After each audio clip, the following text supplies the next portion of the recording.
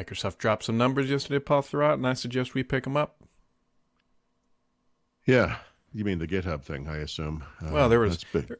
there was a lot of numbers here at the top level, real quick. So Microsoft Yeah, released their earnings yesterday. Top line was $50.1 billion in revenue, an increase of 11%. Net income was $17.6 billion, but was a decrease of 14%. right. So those are. I don't take too much stock in the profit thing. This is always a big story, Mhm. This is gonna. I don't. There are no patterns to observe when it comes to net income that are meaningful in any way. There's always one-time things or things that are specific to that make year-over-year comparisons or year-over-any-year comparisons Mhm. kind of pointless. Um, my big my big two takeaways here are troubling. One is I hope we don't look back on this as the good old days. And two, Windows, because all I Mhm. think about is Windows really is during the pandemic, PC sales shot up as I said, and I'm sure a lot of people would have agreed temporarily, right? This was a blip on the horizon. This was a very special case. PCs are going to be at whatever level they're at, plus or Yep. minus whatever for forever or for our lifetimes or whatever it is. And Microsoft came out and said something I thought was really stupid on multiple levels, which was that the PC's back. We didn't know how special the PC was, and look how people are using it more. Like this is an amazing thing. I the people that make the operating system that runs on all PCs like suddenly rediscovered the PCs were important. I thought that was so dumb and short-sighted to say something like that. It sort of shows a lack of clarity and leadership there about how important this device always was and always will be. And now that they've gone down, I'm hoping we don't see the same lack of clarity. Like, well, we better stop investing so Mhm. much in Windows or whatever because obviously, it's dead again. And it's like, no, this is the cycle. It goes up and down, plus or minus whatever percentage, and that's the way it's going to be for a long time. And I don't know why that's not obvious to everyone. Now they have not said that, to my knowledge. So I'm not, it's been one quarter. I'm not going to freak out. But because of the way they overreacted to the pandemic with PCs, I'm afraid they're going to overreact to this shortfall. Yeah. So to emphasize Paul's point, the growth percentages for Windows OEM revenue for this quarter last year, they went up 10%. The next quarter, they went up 25%. And Yeah. then they went up 11%. And then last quarter, not the quarter they just reported, it was basically flat. It said down 2%, but that's about flat with currency fluctuations or whatever else. This most Right. recent quarter, down 15%. And Microsoft's forecasting potentially up to 30% Right. for this Right. current quarter for year over year. That'd be Okay. a So decline. that forecast must have come in that post earnings conference call, which I've not looked at yet. But what I was going to say, and this kind of applies to that, is what I'm curious about is comparisons to pre-pandemic levels and Mm-hmm. when we or if we get back down to that level, which frankly, I feel like we kind of have to. Yeah.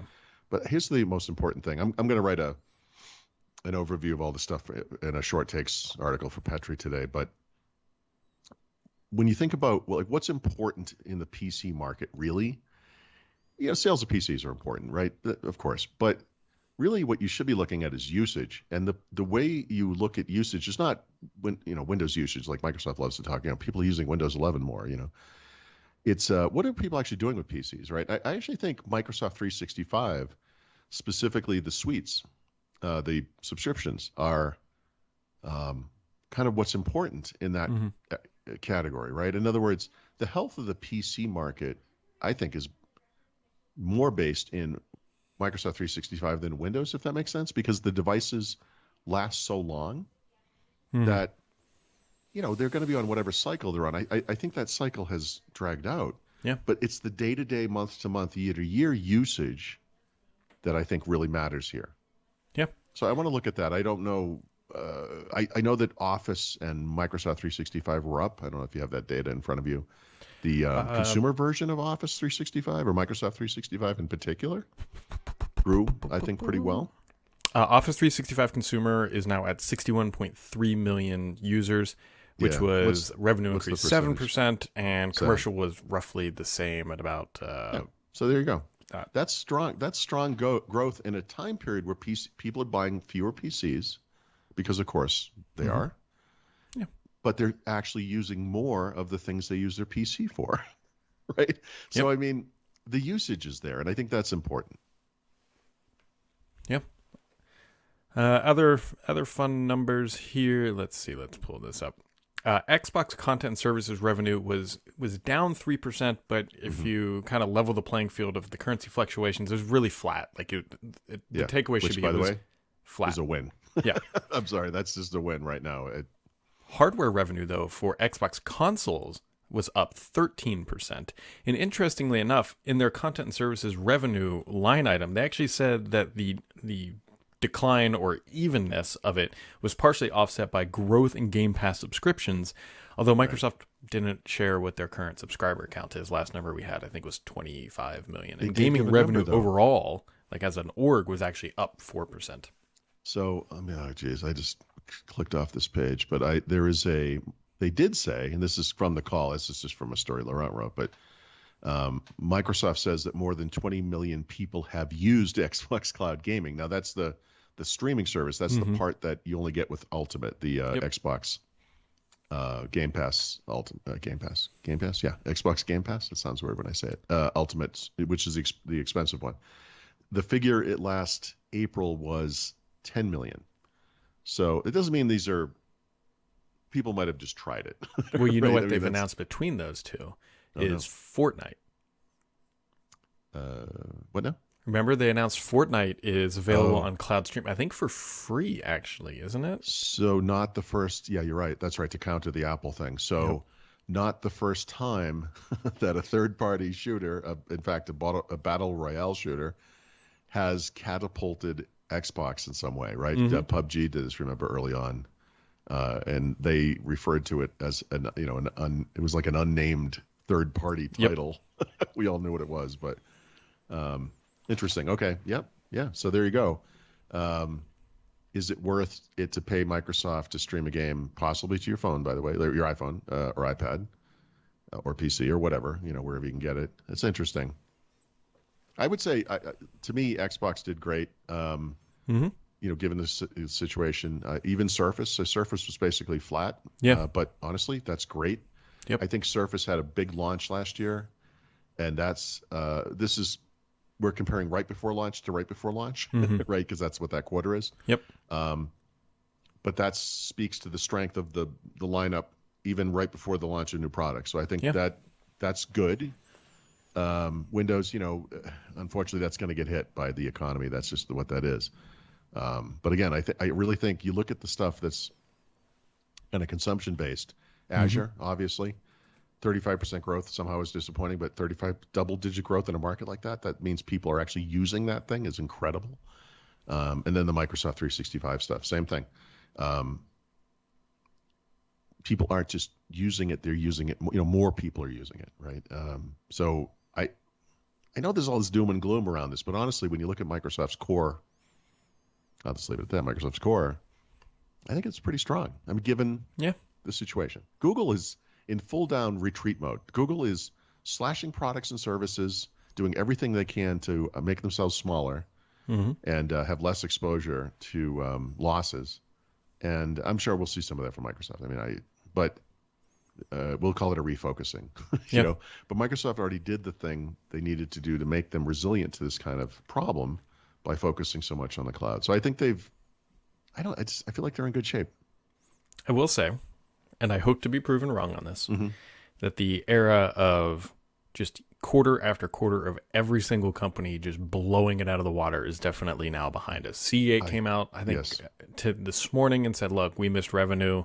Because, again, they're primarily in storage, and if PCs and servers aren't selling, well, then they're impacted. And so I think we're going to see I think we're already seeing, I should qualify that, that slowdown. I don't know why this didn't make more people nervous, when the four biggest companies on Earth routinely report double-digit growth in revenues, in profits, in all of their major product lines, in usage, whatever it is, whatever stat you want to choose. And I don't just mean like 10, 11%. I mean 30, 40. That's cancer. Like, that is awesome for the short term, obviously, but it's a problem for the long term because it's not sustainable, and you're not just going to settle down to single-digit growth or double-digit, low double-digit. You're going to have losses eventually. And that's we talk about for years. Talked about that with Microsoft. When they used to release Windows every 3 years, they'd have these spikes in revenue. And Microsoft always wanted it to be steady. Yep. And for financial reasons and financial reporting reasons, I guess. And that's I think you're right. I hope you're right. I should say. I hope that's the era of hypergrowth, especially during the pandemic, was so unhealthy for the industry and I think for these companies. Well, for everybody. I mean, yeah. Well, part of it was artificial too, because of the pumping of money into the economy. That will do it as well. Yep. But the thing that sits in the back of my mind is, what are they going to do for Windows revenue? Right? They gotta develop a plan. That plan is Windows 12. Microsoft already knows you ship a new version of Windows, you're going to make some money. Yeah, it's it's like going back to the well, like what used to work. Mm-hmm. I think you're right. I mean, I think the impact of new Windows versions is going to be minimal these days. It's not as exciting. You live in a world where Apple and Google loudly tout new versions of their platforms every single year on cue, and everyone knows from that there are some big years and there's some not so big years. We sort of sarcastically refer to those low years as S years, because of the way Apple used to brand their hardware. But I still feel like 3 years. It's such a goofy thing because Sanofsky said this. It's weird that this is still right, but 3 years is the right time frame for a new version of Windows. It's kind of been borne out by them not doing it for a while, right? Yeah, because they went 5. Was it 5 years? 6, I think. 6. 2015 to 2021. Yeah, 2015 to 2021. You're right. 6 years. So that 2 versions of Windows. 2 versions. Yeah, historical context would have been 2 versions. Yep, you're right. Yeah, which is crazy to think about. That I'm right? Oh, yes. No, I see.